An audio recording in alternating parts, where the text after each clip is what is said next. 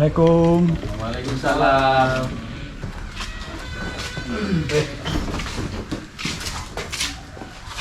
Alhamdulillah sudah bertemu dengan Bapak Khairul Ya, Khairul. Bapak Khairul, Masya Allah guys.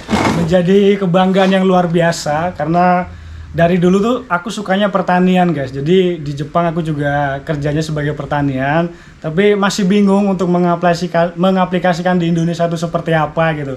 Nah makanya ketika aku cuti ini pengen memanfaatkan waktu karena bentar lagi mau ke Jepang juga. Alhamdulillah bisa udah berkunjung ke rumah Bapak Khairul. Ya. Matur suwun Pak. Ya, monggo Matur Binara. suwun banget. Ini mau dibus kapanpun sebetulnya nggak bakalan.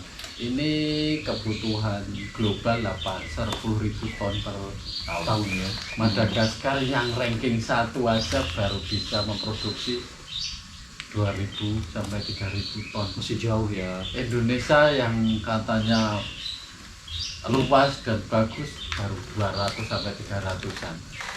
Berarti kan masih banyak sekali. Ya, kalau dibilang supply and demand itu sebenarnya masih kekurangan banyak.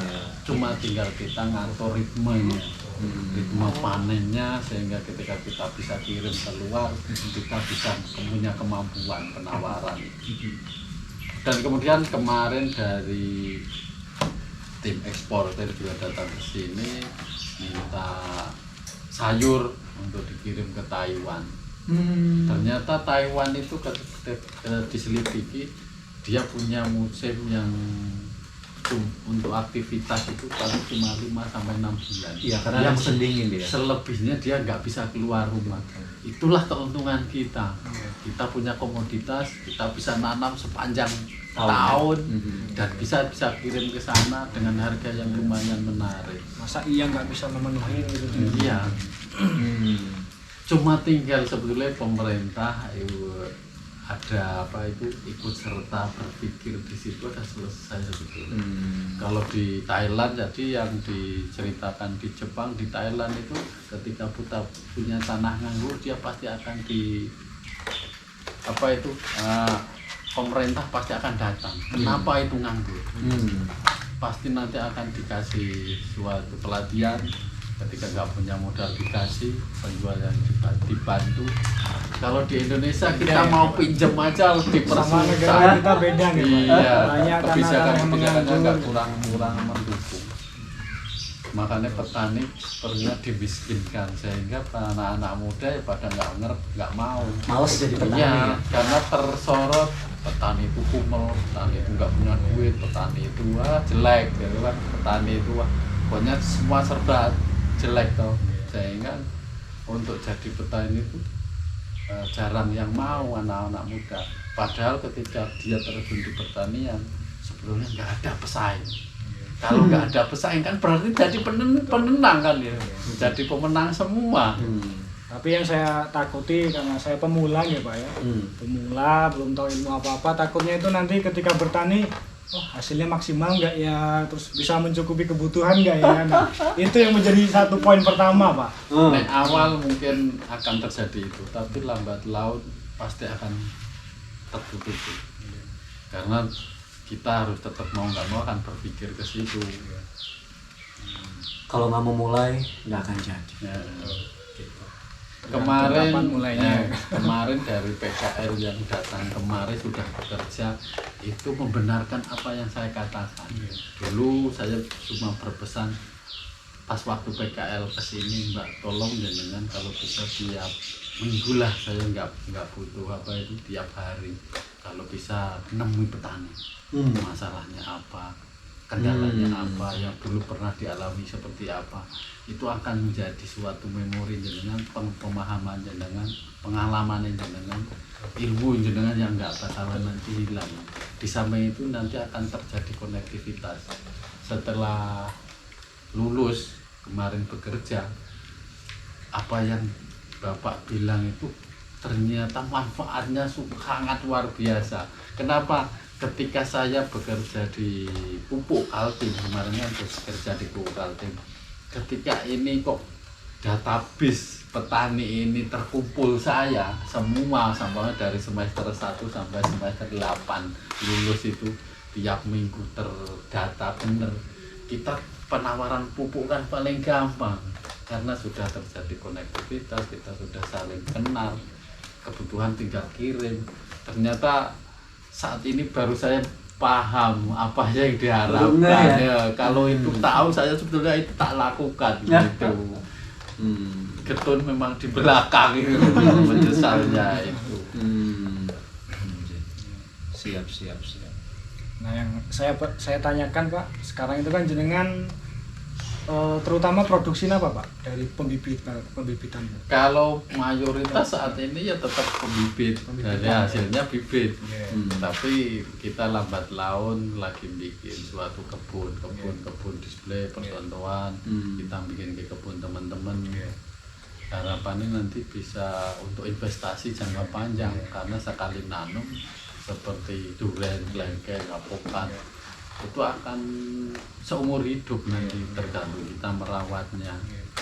Sama durian di RAB kita itu beli tanah sama investasinya 8 tahun sudah tertutup sama tanahnya. Tanahnya ikut naik. Tanahnya ikut sudah kebeli BEP sama tanahnya itu. Tidak BEP produksinya enggak sama tanahnya, tapi dengan asumsi harga tanah di kisaran 40-50 ribuan per meter ya. Kalau di harga di 500 juta naik itu sudah nggak layak untuk pertanian. Layak pertanian itu kalau bisa di bawah 100. Kabupaten Semarang masih banyak loh Pak yang 40-50. Itu bisa dikondisikan jenengan sama anak-anak. Kalau bisa dijadikan satu kawasan durian itu sampainya bisa urunan, jadikan satu dan ramai sekali dan pemilihnya jenengan semua ya. Kalau kok sendirian kecil jualnya susah, nggak ada yang lirik. Tapi dari 300 dengan itu bawahi kelola itu kok semuanya urunan jadi 100 hektar atau 200 hektar, siapa yang nggak mau lihat itu? Jualnya gampang, yang lain tinggal nitip uang, yang jual, yang rawat, yang terima uang. RAB-nya itu jenengan share ke publik nggak Pak? Sementara belum ya. Teman-teman yang pengen berkebun aja ya kita share. Kabupaten Semarang tuh masih potensial Ya, berarti dan ya. luas sekali. 40-50. Satu titik ada yang 8 hektar kemarin, 15 hektar. Dan kalau bisa di pengembangan paling enggak ya di 10-20an hektar itu sekaligus garapnya, sekaligus penjualannya. Kalau di hutan sosial Pak, kami juga di Kendal. Perhutani. Di Kendal itu ada bekas teksnya Cengkeh. Tapi sudah selesaikan kontraknya. Itu sekarang sama LMDH. Itu 130 hektar. Nawarin terus ke saya. Sewa juga. ya. Kayak hutan sosial itu Pak. Yang per 35 tahun. Bagi hasil. 1%. 1% itu. Kemarin sih pakainya jagung Pak. Tapi setelah dihitung itu lah. 1 hektar cuma dapat 700.000 katanya, jagung yang untuk pakan itu. Mencari komoditas lain karena masih 32 tahun Pak hak gunanya. Itu ketika jadi suatu percontohan itu akan suatu kebanggaan mereka. Ketika jadi 100 hektar satu tempat dan itu menjadi wisata, petik buah langsung Luar biasa ya. Dengan dibicarakan semisal terjadi itu nggak akan diambil alih atau dimonopoli? Enggak, akan diperpanjang boleh. Ada undang-undangnya. Paling enggak setelah itu harus siap-siap cari tanah. Relokasi ya. Relokasi. Hak milik. Harus ada pelarian. Hak miliknya. Ketika nanti KKN di nanti sini. kita ya. Nah, jangan kejauhan. Kalau bisa kita lahir di sini, kita kalau bisa bangun kita di daerah kita, Jawa Tengah. Sepakat. Masih luas tanah di sini, ada yang 20 hektar mau dijual tapi harganya sudah kurang layak sih di 300-an. Tinggi ya. Kalau di Sukabumi, Jawa Barat sebetulnya ada yang 130.000, ada yang 20.000. Lebih murah sih kalau di sana. Kemarin saya ditawari di Banten itu ada 16 hektar harga 40.000. Kalau ada yang tertarik itu ada. Nah, untuk buah yang siap panen sekarang apa Pak? Sekarang sudah lewat semua. Sudah lewat. Seperti ini kan asing buat saya nih, buah apa gitu. Itu sawo Peru, Sawo cupa-cupa. Ini sebetulnya tanaman hobi. Oh, ini tanaman hobi. Ini asli senang-senang. Indonesia. Itu Peru, dari Peru. Peru. Dari Amerika Peru, Laut. Amerika Laut. Menurut ulasan Trubus, buah terenak di Peru. Ini. Wah. Oh. Apa nggak ada durian di sana ya? Menurut jenengan?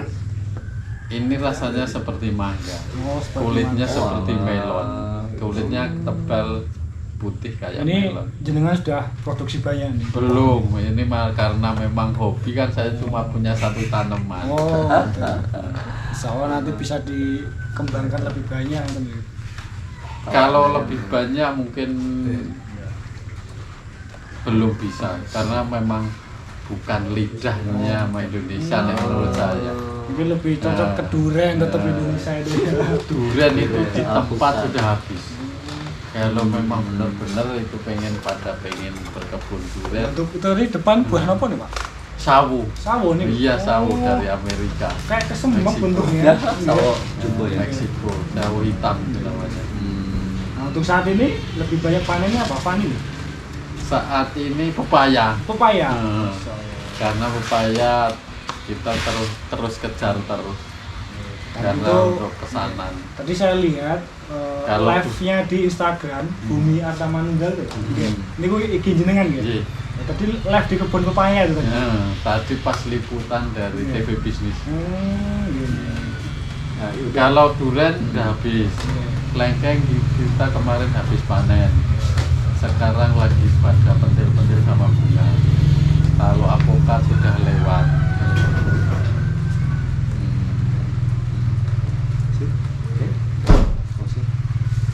Oke, kayak udah banyak banget ilmu yang kita dapatkan dari Bapak Khairul ini. Bener-bener menambah motivasi lagi buat saya guys. Tapi ya karena Ayo, keadaan harus balik. berani. Karena keadaan harus balik lagi ke Jepang gitu. Insya Allah mungkin di tahun-tahun berikutnya, tapi ini prospek bagus banget ya. Yang penting kita tetap berani maju ya, walaupun dengan apa yang katakan sampai dengan katakan tadi kan fight dulu kan, fight dulu, jatuh bangun baru tahu gitu. Ya insya Allah gitu Pak ya. Ini terima kasih banyak. Kita sudah diterima dengan baik ya, insya Allah kedepannya bisa berkontribusi. Saya tetap pengen menjadi muridnya jenengan, insya Allah pengen belajar lebih banyak lagi. Kita belajar bareng, bukan murid kan guru. Nah, Matur suwun. dari Papi juga mungkin closing ya. Terima kasih banyak Pak Hoero. Mudah-mudahan kedepannya ada sinergi Iya. khusus terutama networking tadi. Kita tidak tahu bisa jadi ngiras-ngirus antar networking kita juga dipersatukan. Yang penting mungkin kedepannya lebih intens lagi kita saling bertukar informasi. Bisa jadi source atau sumber itu ada di kami juga. Iya, iya. Begitupun sebaliknya gitu. Dan saling mengisi. Jeh, Iya. terima kasih banyak. Ya, sama-sama. Jeh. Alhamdulillah, matur suwun.